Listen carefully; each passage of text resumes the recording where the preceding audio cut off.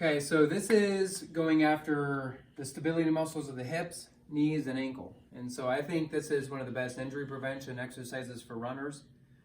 This is not really a performance enhancement kind of lunge. It's the curtsy lunge. We've all kind of seen it before.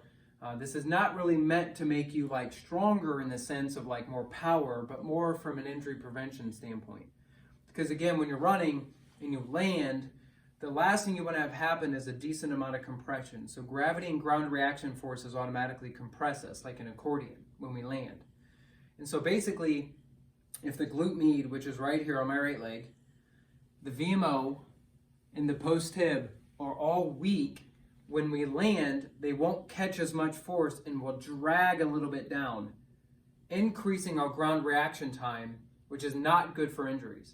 So basically what we want to do is we want to teach our body so that when we hit the ground, all of these three structures can fire and pop us right off the ground, which is really going to control ground reaction time, which is directly related to injury. So basically it's a super easy exercise.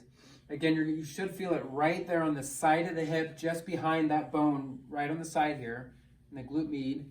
You should also feel it in that muscle right there, otherwise known as the VMO, and maybe even through the arch of the foot or inner part of the ankle.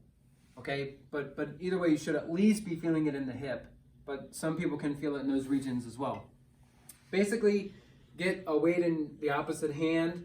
So if I'm going to work the right leg, I'm going to hold the weight in my left hand.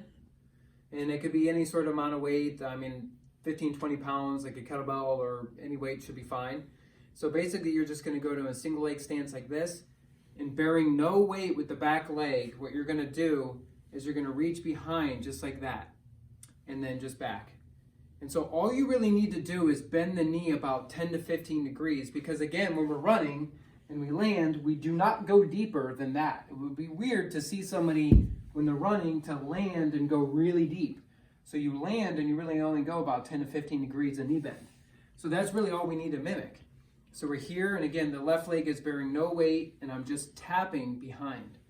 Now you will get more activation of the hip the farther you reach that left leg back, or the opposite leg back, okay? And almost immediately within a rep or two, if you're doing it right, again, bearing no weight on that left leg, no weight back here, and the right leg is bearing all the weight, you will feel it almost instantly in those three muscles like I talked about.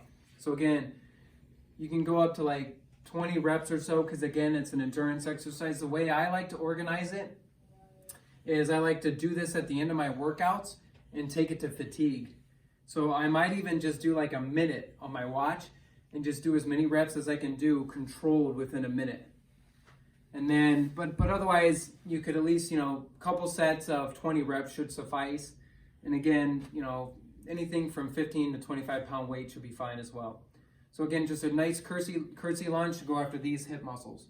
But again, I think it's one of the best exercises for rehabbing the hips and pelvis and also knee and ankle as well.